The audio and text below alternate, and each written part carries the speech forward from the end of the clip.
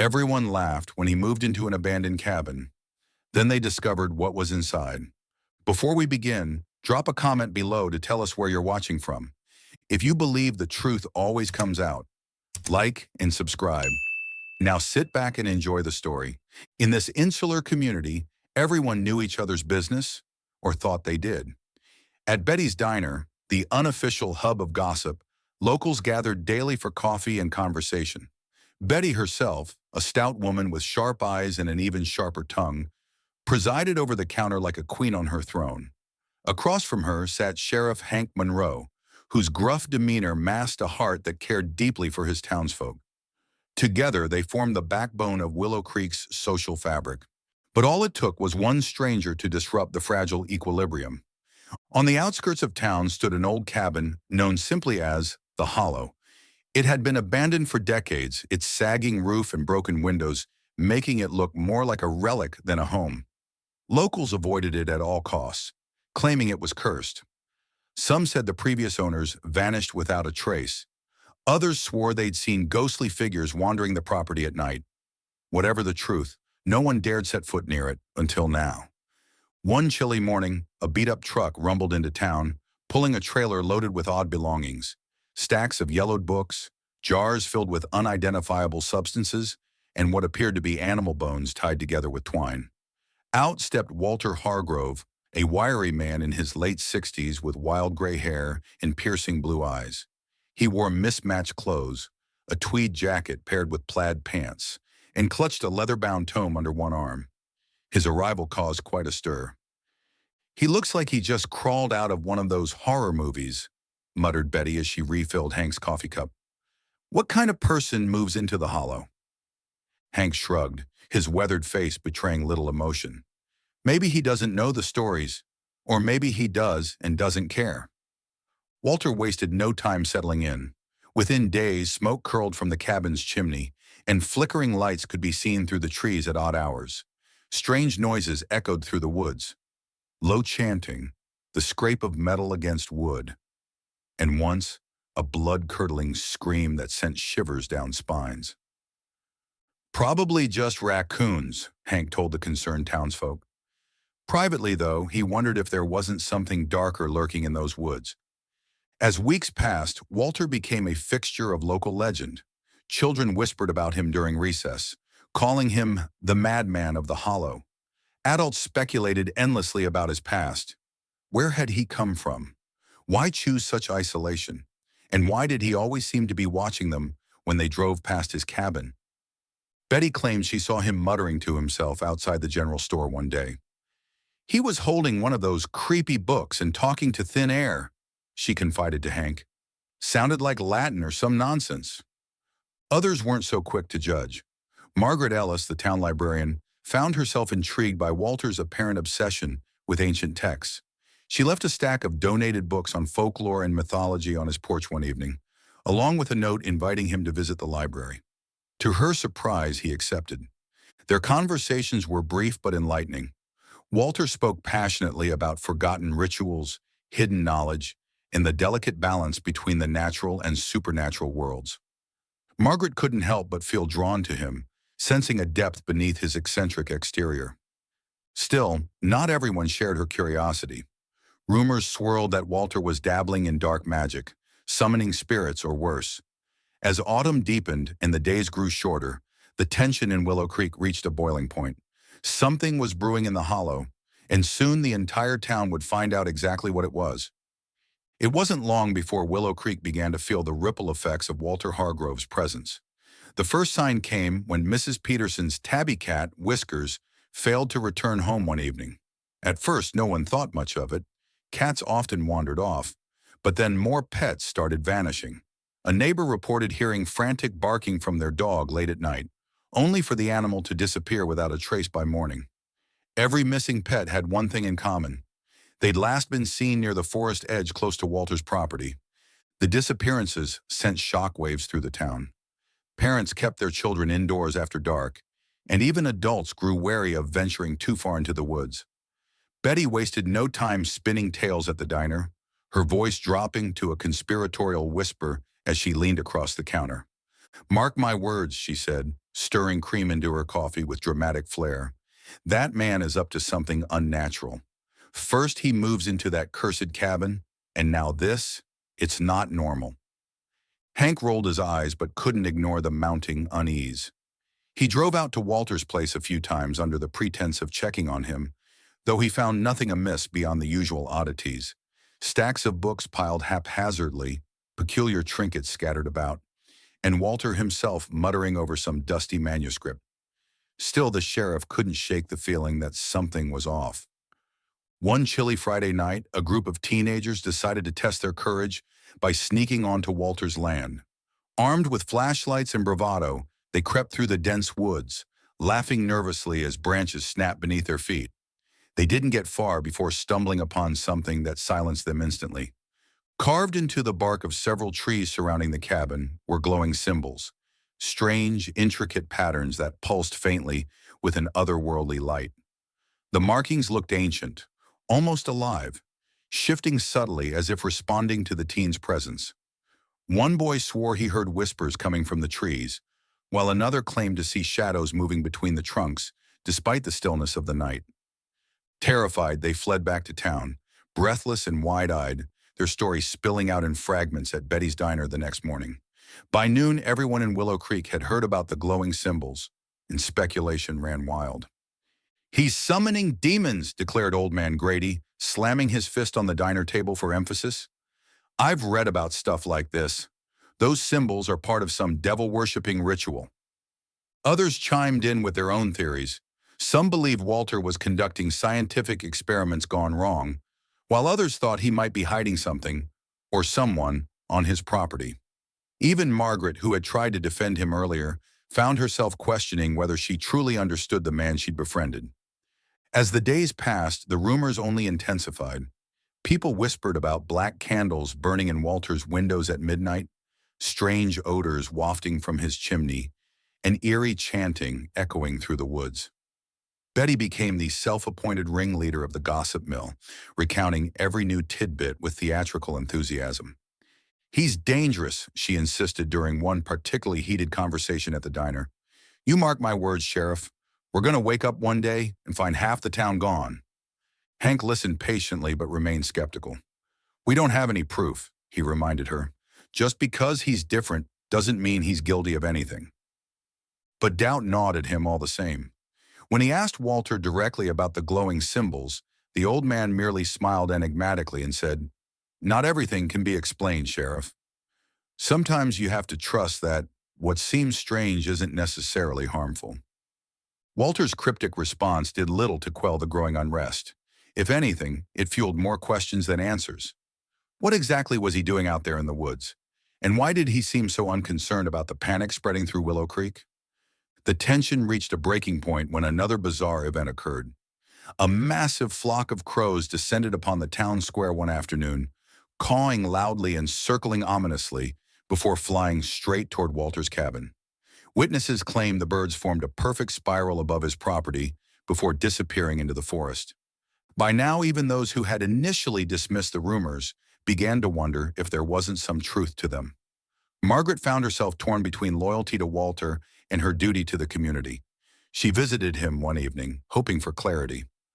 "Walter," she began hesitantly, sitting across from him in his dimly lit cabin, "people are scared. They think you're involved in something sinister." Walter sighed, setting aside the book he'd been reading. For the first time, he looked weary, the weight of his secrets pressing heavily on his shoulders. "Sinister?" he echoed softly. "No, Margaret. What I'm doing here, it's not about causing harm. It's about stopping it." "Stopping what?" she pressed, her voice trembling. He hesitated, then shook his head. "Not yet. You wouldn't believe me if I told you." Margaret left the cabin more confused than ever, but also certain of one thing. Walter was hiding something big, and whatever it was, it would change Willow Creek forever. Amid the rising hysteria, an unlikely figure emerged to investigate the mystery. Maggie Reynolds, a retired journalist in her early 70s, with silver-streaked hair tied neatly in a bun and a pair of wire-rimmed glasses perched on her nose. Maggie carried herself with the quiet confidence of someone who had spent decades chasing stories. Though she had officially retired years ago, the strange events surrounding Walter Hargrove stirred something within her. A desire to uncover one last great truth before hanging up her notebook for good. Maggie wasn't native to Willow Creek. She'd moved there 5 years earlier after losing her husband, seeking solace in the town's tranquil charm. But now, as whispers of curses and witchcraft filled the air, she found herself drawn back into the world of investigative reporting. This wasn't just idle gossip. It was a puzzle waiting to be solved. "I've seen my share of oddities," she told Betty over coffee one morning. "But this feels different. There's history here. Layers we're not seeing." Betty nodded eagerly, thrilled to have a captive audience. "You should talk to Old Man Grady. He knows all sorts of creepy stuff about that cabin." Maggie wasted no time diving into the mystery. She started by interviewing locals, jotting down notes in her weathered leather journal as they recounted tales passed down through generations. Each story seemed more unsettling than the last. Old Man Grady spoke of a family who lived in the cabin during the late 1800s, parents and 3 children, who vanished without explanation. Their neighbors claimed to hear screams coming from the woods the night they disappeared. But when search parties arrived, the house was empty, the fire still smoldering in the hearth. Margaret Ellis shared fragments of research she'd done on the property, including newspaper clippings from the 1920s detailing another disappearance. A young woman named Eliza Hart had gone missing while picking wildflowers near the edge of the forest. Her body was never found, though locals reported seeing shadowy figures lurking among the trees in the weeks following her vanishing. Even Sheriff Hank contributed his own tidbit. A decade ago, 2 hikers had gotten lost in the woods adjacent to the cabin. One was found days later, delirious and babbling about a man in black watching him from the shadows. The other was never seen again. As Maggie pieced these accounts together, a chilling pattern began to emerge. Disappearances linked to the cabin stretched back over a century, each marked by eerie similarities: strange lights, unexplained noises, and an overwhelming sense of dread. Determined to dig deeper, Maggie visited the local library, where she pored over dusty archives and microfiche records. What she uncovered shocked even her seasoned sensibilities. The land where the cabin stood had once been sacred ground to the indigenous tribes who inhabited the region long before settlers arrived. According to tribal lore, the area was a gateway, a thin place where the boundary between worlds blurred, allowing malevolent forces to seep through. When European settlers claimed the land, they ignored warnings from the tribe and built their homes atop the sacred site. Over time, tragedy befell every family who dared live there. Some believed the land itself was cursed, while others whispered of a vengeful spirit trapped between realms, preying on those who trespassed. But what intrigued Maggie most was a recurring detail in nearly every account: references to a mysterious figure known only as the Keeper. Descriptions varied. He was sometimes described as a cloaked man with hollow eyes, other times as a shapeless shadow. But his role remained consistent. The Keeper was said to guard the gateway, performing rituals to contain the darkness within. Yet no one could agree whether he was a protector or a predator. Armed with her findings, Maggie decided it was time to confront Walter directly. She arrived at his cabin one gray afternoon, the sky heavy with impending rain. Knocking firmly on the door, she waited until he appeared, his expression unreadable as he regarded her with piercing blue eyes. "Ms. Reynolds," he said evenly, stepping aside to let her in. "I wondered when you'd come knocking." Inside, the cabin was cluttered yet strangely inviting. Shelves lined the walls, crammed with books and jars, filled with peculiar contents. On the table lay an open journal, its pages covered in cramped handwriting and cryptic diagrams. "I'm writing a story," Maggie began, getting straight to the point. "About this place, and about you. People are scared, Walter. They think you're involved in something dangerous." Walter studied her for a moment, then gestured for her to sit. "And what do you think?" he asked, his voice soft but probing. "That's what I'm trying to figure out," she admitted. "But I can't ignore the facts. This land has a dark history, and whatever's happening now seems connected to it. Are you the Keeper?" For the first time, Walter smiled, a faint, almost wistful curve of his lips. "You've done your homework," he said, But understanding the truth isn't always easy. Sometimes it requires looking beyond what we see and accepting that not everything can be explained. Frustrated but undeterred, Maggie pressed further. Then explain it to me. Help me understand why people are disappearing, why those symbols are carved into the trees. If you're truly protecting this town, prove it. Walter hesitated, his gaze drifting toward the window, where the forest loomed like a living entity. Finally, he sighed. Very well, he said, but know this. Once you step into the shadows, there's no turning back. With that cryptic promise, he led Maggie outside, pointing toward the woods. As they stood at the tree line, the wind picked up, carrying with it the faint sound of whispers. For the first time in her life, Maggie felt a chill that had nothing to do with the weather, and everything to do with the secrets buried beneath Willow Creek. As Maggie delved deeper into the mystery of Walter Hargrove, her instincts told her there was more to him than met the eye. While his eccentricities and cryptic remarks had piqued her curiosity, it was the subtle clues he left behind that truly intrigued her. Every time she visited the cabin or spoke with locals, new details emerged. Details that painted a picture of a man driven by purpose rather than madness. One afternoon, while reviewing her notes at the library, Maggie noticed something peculiar. Several witnesses reported seeing Walter pacing near the edge of the woods late at night, muttering under his breath and clutching one of his leather-bound books.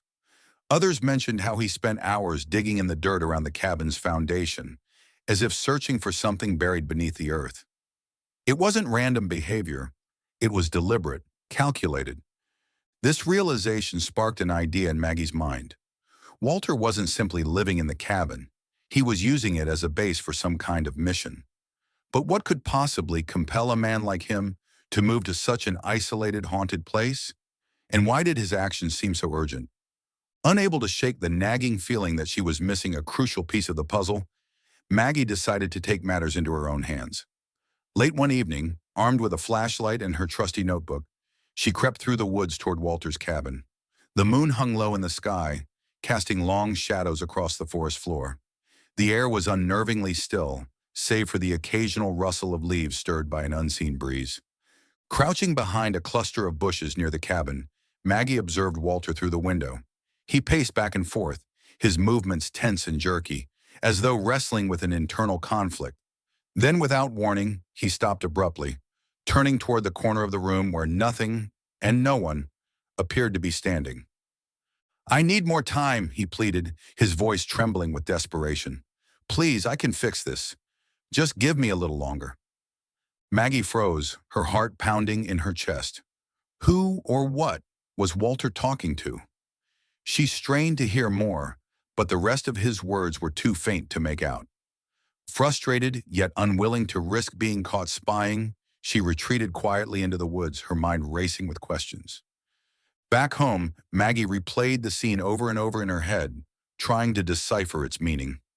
Walter's plea suggested he was not acting alone, that there was another presence influencing his actions.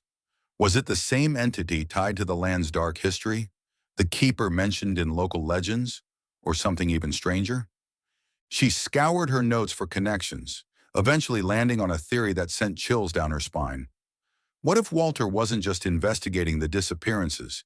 He was attempting to prevent them from happening again. The glowing symbols carved into the trees, the strange noises echoing through the woods, the rituals hinted at in his cryptic comments, all pointed to someone trying to hold back a force too dangerous to comprehend. But why would such a task fall to a reclusive old man? And what exactly was he searching for inside the cabin? Determined to uncover the truth, Maggie returned to the cabin the following day, under the guise of conducting further research. This time, she came prepared with questions designed to test Walter's defenses. You've been here for weeks now, she said casually, sipping tea he'd offered her. Have you found anything interesting about the property? Walter hesitated, his sharp eyes studying her face. Interesting isn't quite the word I'd use, he replied cryptically. Let's just say some places carry burdens heavier than others. His evasiveness only fueled Maggie's resolve. That night, unable to resist her journalistic instincts, she ventured back to the cabin once more. Using a small toolkit she kept in her car for emergencies, she carefully examined the exterior walls. looking for signs of hidden compartments or secret rooms. Her persistence paid off when she discovered a loose floorboard near the rear of the structure. Beneath it lay a narrow crawl space leading downward, a crude staircase carved into the earth itself. Heart pounding, Maggie descended cautiously, her flashlight beam cutting through the oppressive darkness. At the bottom, she found herself in a cramped, damp chamber filled with artifacts, jars containing strange powders, bundles of dried herbs, and pages torn from ancient manuscripts. In the center of the room stood an altar-like table, atop which rested a single object, a tarnished silver key engraved with symbols identical to those seen glowing on the trees. Before she could process what she was seeing, a voice echoed from above, freezing her in place. "What are you doing down here?" Walter asked, his tone calm but edged with steel. Caught red-handed, Maggie turned slowly to face him, her mind racing. Whatever secrets Walter was guarding, they were far bigger and far darker than she had imagined. Maggie knew she couldn't investigate Walter's secrets alone, not after her discovery in the hidden chamber. If she wanted answers, she needed backup. And who better to enlist than Sheriff Hank Monroe? Though skeptical of Walter from the start, Hank had resisted taking drastic action without concrete evidence. Maggie was determined to change that. "Hank," she began one morning over coffee at Betty's diner, "I need your help. Something's going on in that cabin, something bigger than any of us realize. We owe it to this town to find out what it is." Hank raised an eyebrow, stirring sugar into his mug. "You're talking about breaking into Walter's place? That's not exactly legal, Maggie." "It's not about legality, it's about safety," she countered. "People are scared, Hank. Pets are disappearing. Kids won't go near the woods. And now we've got glowing symbols carved into trees. Whatever Walter's doing, it's affecting everyone. Don't you want to know why?" After a long pause, Hank sighed. "Fine, but if we do this, we do it my way. No sneaking around. We'll go during daylight hours and say we're checking for public hazards. If Walter gives us trouble, I'll handle it." The next day, under the pretense of ensuring the property posed no danger to the community, Hank and Maggie approached the cabin. Walter greeted them warily, his piercing blue eyes narrowing as he took in their determined expressions. "What's this about?" he asked, crossing his arms. "Routine inspection," Hank replied gruffly, though his uneasy glance betrayed the lie. "Just making sure everything's safe." Walter hesitated but eventually stepped aside, allowing them inside. As they entered, Maggie felt a shiver run down her spine.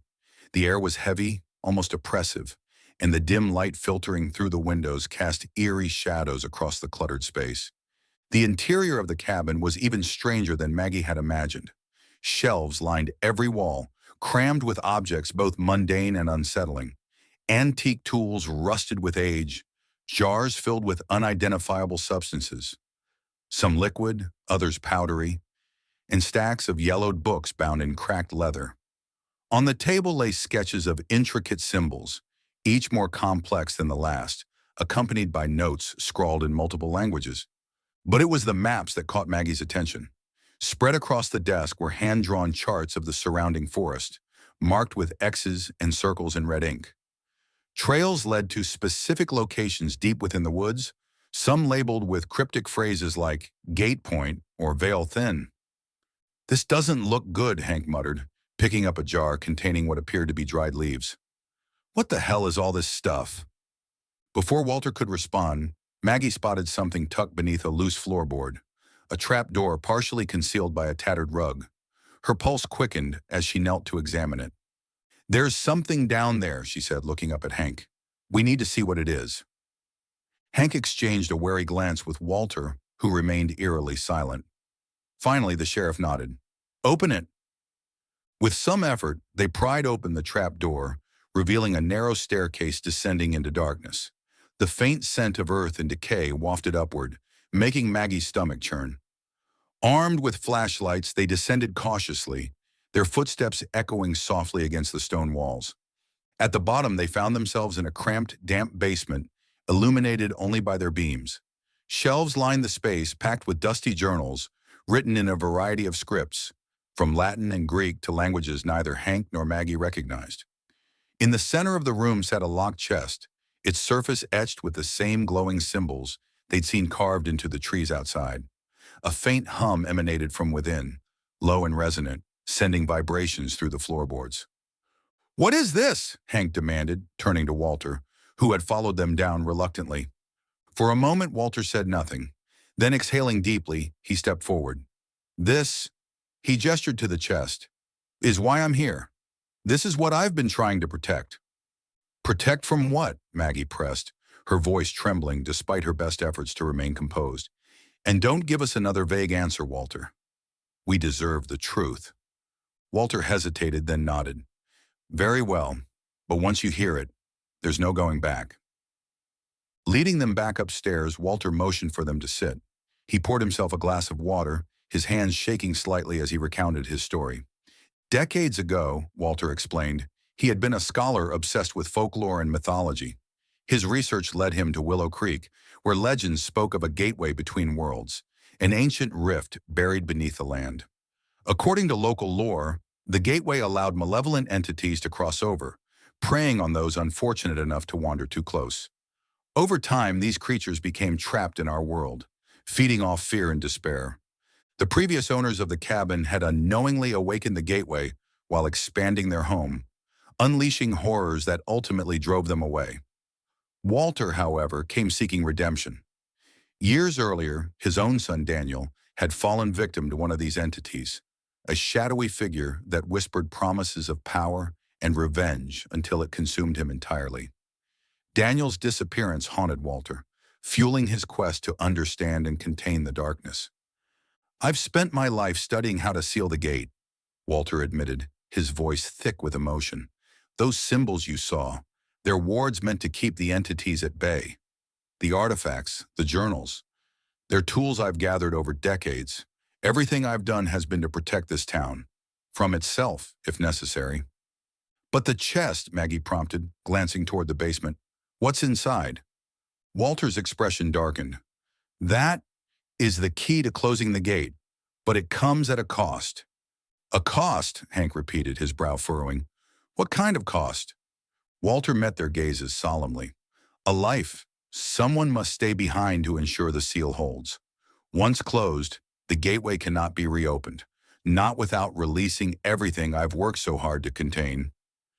Silence fell over the room as the weight of his words sank in. For the first time, Maggie understood the depth of Walter's sacrifice and the burden he carried.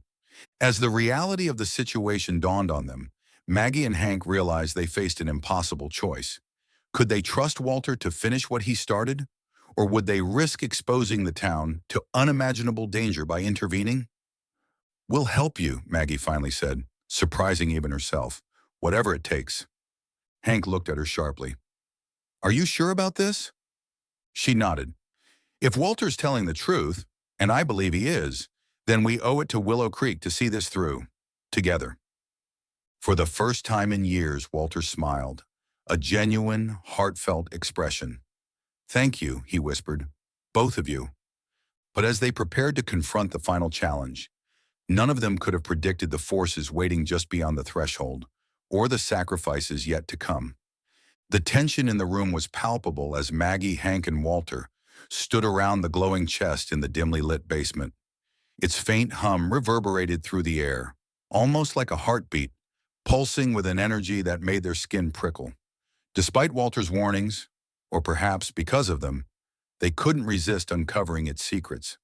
"Let's open it," Maggie said firmly, her voice steady despite the unease twisting in her gut. "If this is truly about protecting the town, we need to know what we're dealing with."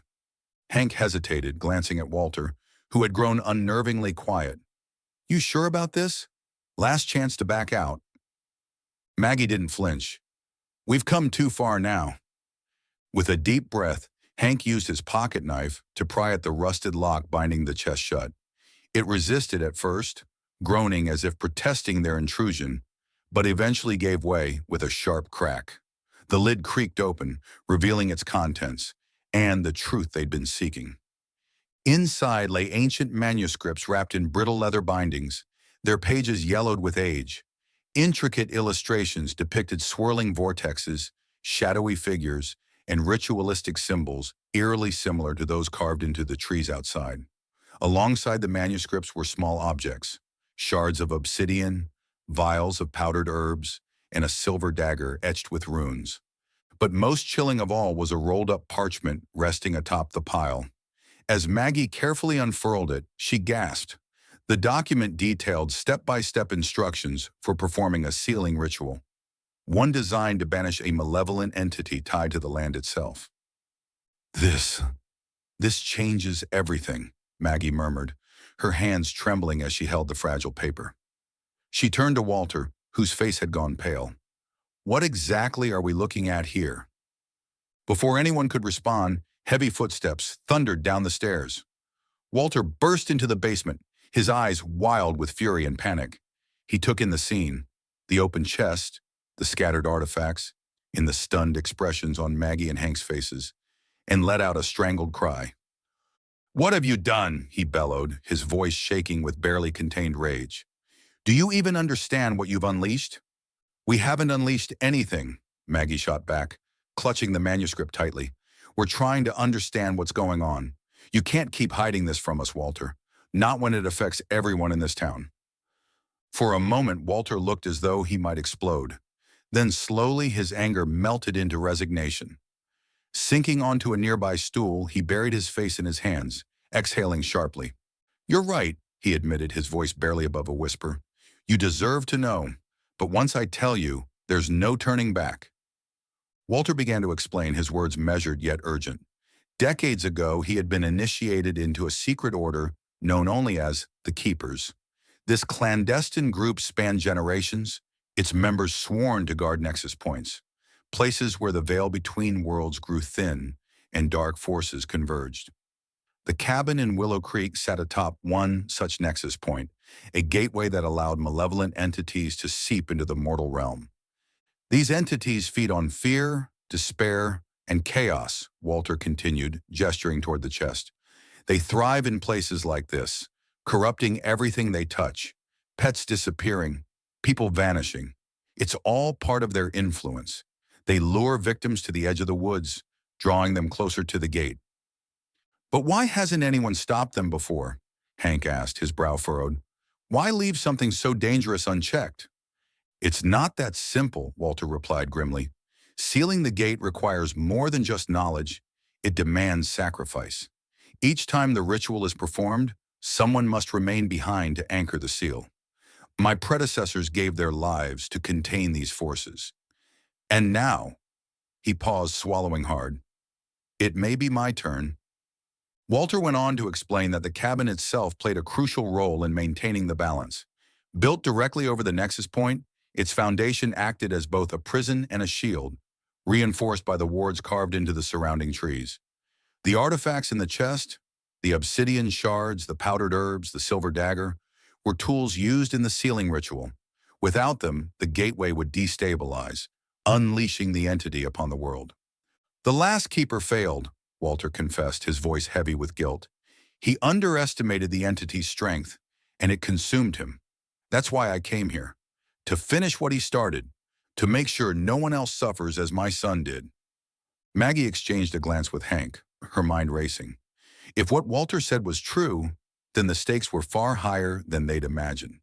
Closing the gate wasn't just about saving Willow Creek. It was about protecting humanity itself. As Walter spoke, Maggie noticed something tucked beneath the manuscripts, a smaller scroll, sealed with wax bearing the same cryptic symbol as the chest. Carefully, she picked it up and broke the seal. Inside was a single line written in Latin, which she translated aloud.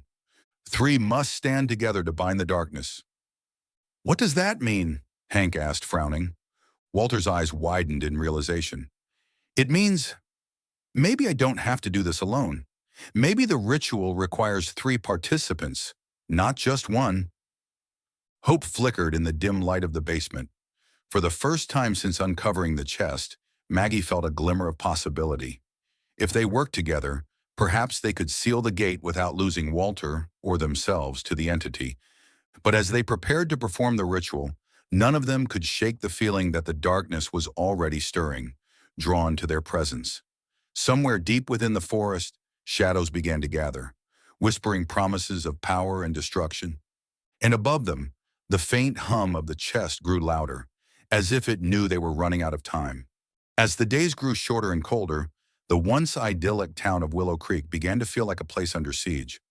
Autumn's vibrant colors faded into the bleak gray of impending winter, mirroring the growing unease among its residents. Strange events escalated with alarming frequency.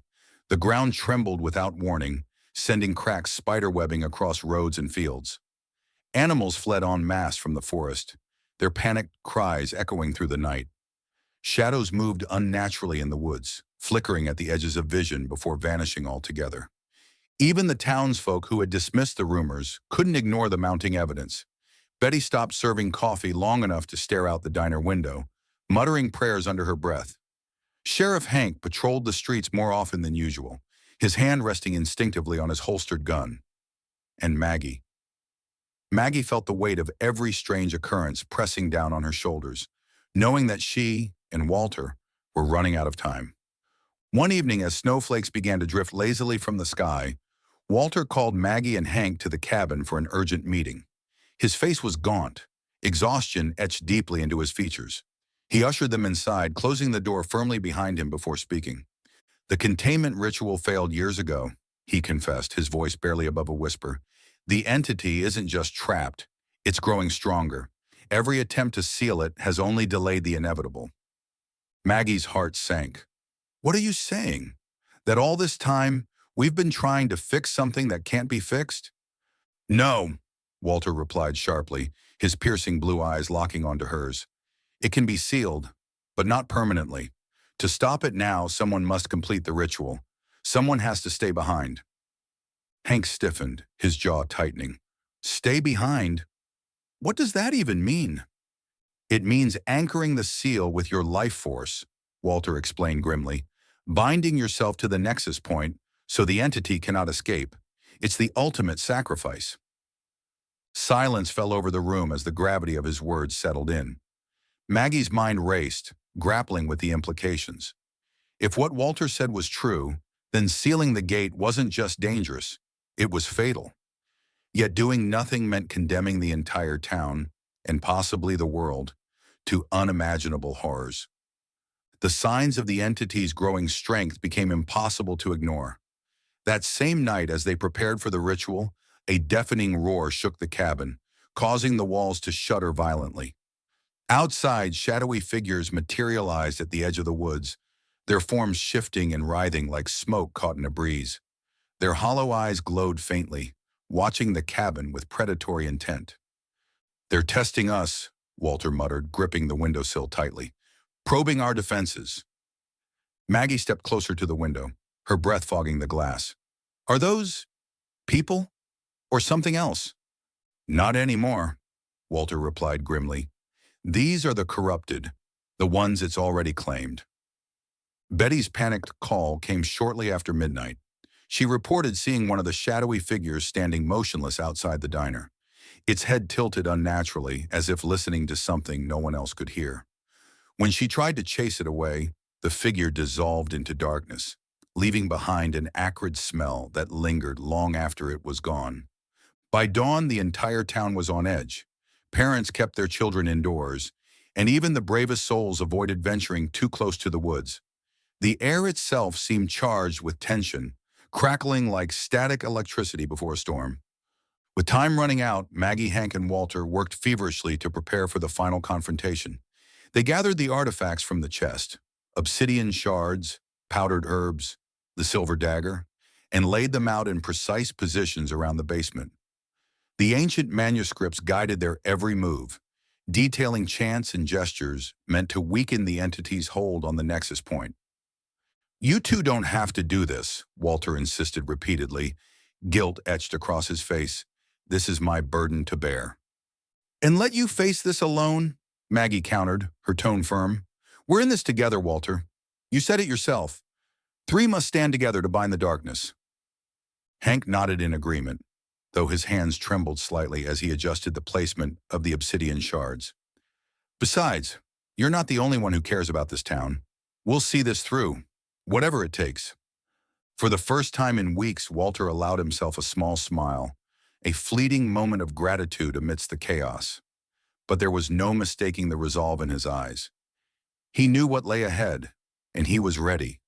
That night, as the full moon rose high above the treetops, casting an eerie silver glow over the cabin, the trio descended into the basement. Candles flickered in the corners, casting dancing shadows across the stone walls. The hum of the chest grew louder, almost deafening, as if the entity sensed their intentions. Walter led the ritual, his voice steady despite the fear coursing through him. He recited the incantations written in the manuscripts, each word resonating with power. Maggie and Hank followed his lead, repeating the phrases in unison while tracing intricate patterns in the air with the silver dagger. At first, nothing happened. Then slowly the temperature plummeted, frost forming on the walls and floor. A low growl echoed through the basement, growing louder until it drowned out their voices. The candles sputtered and went out, plunging the room into darkness. Suddenly, the ground beneath them split open with a deafening crack, revealing a swirling vortex of blackness. From within, a monstrous shape emerged, twisting tendrils of shadow that lashed out like whips, seeking to drag them into the abyss. Its presence filled the room with a suffocating malice, whispering promises of despair and destruction. "This is it," Walter shouted, clutching the silver dagger. "We need to finish the ritual. Now!" Maggie and Hank stood their ground, chanting louder as Walter drove the dagger into the center of the vortex. Light exploded outward, blinding them momentarily. For a brief instant, the entity howled in rage, its form dissolving into wisps of smoke. But the victory was short-lived. As the light faded, the whispers returned, softer but more insidious. The entity wasn't gone. It was merely contained, waiting for the next opportunity to break free. Walter turned to Maggie and Hank, his expression resolute. "One of us has to stay, to anchor the seal." "No," Maggie protested, tears streaming down her face. "There has to be another way." "There isn't," Walter replied gently. "And I've known this since the day I arrived. It's why I came here." Before either of them could stop him, Walter stepped forward, placing his hands on the edges of the rift. The light intensified, engulfing him completely. His voice rang out one last time, filled with both sorrow and triumph. "Take care of Willow Creek." Then with a final surge of energy, the rift sealed shut, and Walter vanished. In the days that followed, the woods grew quiet once more. The shadowy figures disappeared, and the animals returned cautiously to their habitats. Though grief lingered in the hearts of Maggie and Hank, they found solace in knowing that Walter's sacrifice had saved countless lives. The cabin remained standing, a silent testament to the courage of a man who gave everything to protect others. Maggie wrote her story, dedicating it to Walter, not as a recluse or a madman, but as a hero whose name would never be forgotten. And though the land still carried echoes of its dark past, Willow Creek began to heal, its people united by the shared belief that even in the face of overwhelming darkness, redemption was always possible. As the storm clouds gathered over Willow Creek, Maggie stood in the cabin's dimly lit basement, staring at the ancient manuscripts spread across the table. Her hands trembled, not from fear, but from determination. For weeks she had watched Walter shoulder the burden of protecting this town alone, his every action driven by guilt and loss. But now, faced with the enormity of what lay ahead, she realized that her role wasn't just as an observer, it was as a participant. "I'm going with you," Maggie declared, her voice firm despite the knot of dread tightening in her stomach. "You can't do this alone." Walter looked up sharply, his piercing blue eyes narrowing. "This isn't your fight, Maggie. You've done enough already." "No," she countered, stepping closer. "It is my fight. My investigative skills are exactly what you need to decipher these instructions. And besides," she hesitated, her voice softening, "you saved this town. Let me help save it with you." For a moment, Walter said nothing, his gaze searching hers. Then slowly, he nodded. "All right. But if we're doing this, we're doing it my way. No heroics, just focus on the task." With the ritual prepared and supplies gathered, they set out into the forest under the cover of a violent storm. Lightning illuminated the sky in jagged bursts, casting eerie shadows through the trees. Guided by clues from the journals, they followed a winding trail marked by glowing symbols etched into the bark, a path leading directly to the heart of the nexus point. The journey was harrowing. The wind howled like a living thing, whipping branches into their faces and threatening to knock them off balance. Shadows danced at the edges of their vision, whispering taunts meant to break their resolve. Yet Maggie pressed on, clutching the silver dagger tightly as Walter recited incantations in languages older than time itself. When they finally reached the clearing at the forest core, the ground beneath them pulsed with dark energy. A massive stone altar stood at its center, cracked and weathered but radiating an ominous power. Around it, the air shimmered unnaturally, as though reality itself was unraveling. "This is it," Walter murmured, his voice barely audible over the storm. "We don't have much time." Maggie nodded, focusing intently on the final steps of the ritual. Together, they arranged the artifacts around the altar, chanting the words that would weaken the entity's hold on the gateway. As the ritual progressed, the earth began to quake violently, and a deafening roar tore through the night. From the rift emerged the entity, a towering figure of shadow and smoke, its hollow eyes burning with malevolent fury. It lashed out, sending shockwaves rippling through the clearing. Maggie stumbled, nearly dropping the dagger, but Walter caught her arm, steadying her. "Finish it," he shouted, shoving her toward the altar. Before she could protest, he lunged forward, driving the obsidian shard into the creature's form. Light erupted outward, blinding them both as the entity let out a guttural scream. Walter didn't hesitate. With one last look at Maggie, he stepped into the light, his body dissolving into the searing brilliance. The entity collapsed inward, consumed by the surge of energy, until only silence remained. Maggie fell to her knees, tears streaming down her face as the storm subsided. Walter was gone, but his sacrifice had sealed the gate once more. In the days that followed, the townsfolk of Willow Creek struggled to make sense of what had happened. Though none of them had witnessed the climactic battle in the woods, they couldn't deny the sudden calm that settled over the land. The trembling earth stilled, the missing pets returned, and the shadowy figures vanished without a trace. At first, skepticism lingered. Some dismissed the events as coincidence or natural phenomena, but others, those who had doubted Walter most fiercely, began to see him in a new light. Betty stopped spreading rumors and instead shared stories of his kindness. Old Man Grady admitted he'd been wrong to judge so harshly. Even Sheriff Hank found himself reflecting on the courage it took for Walter to face the darkness head-on. Maggie, too, was forever changed.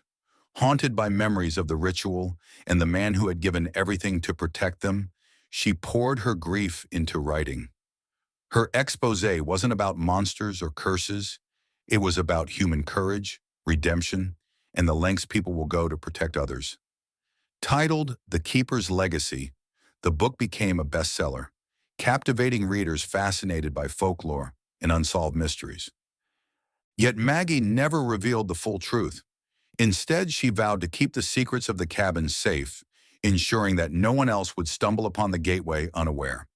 The townsfolk began treating the cabin with wary reverence, leaving offerings of flowers and candles at its doorstep during festivals. Years passed, and life in Willow Creek returned to its quiet rhythm. The forest regained its beauty, its dense canopy filtering sunlight onto mossy floors. Children played near the edge of the woods once more, their laughter echoing through the trees. One crisp autumn morning, a young couple arrived in town, eager to start fresh in the picturesque community. They purchased the abandoned cabin, drawn to its charm despite whispers of its troubled past.